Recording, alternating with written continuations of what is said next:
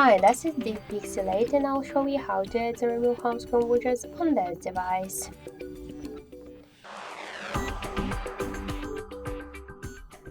So just to add or remove the widget on your home screen, we should hold for a while home screen with a finger and then tap to the widgets icon.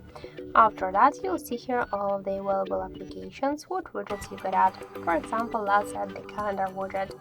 Here we got two different types of the widget, and to add them to your home screen, you should just hold the widget and drag it to the home screen.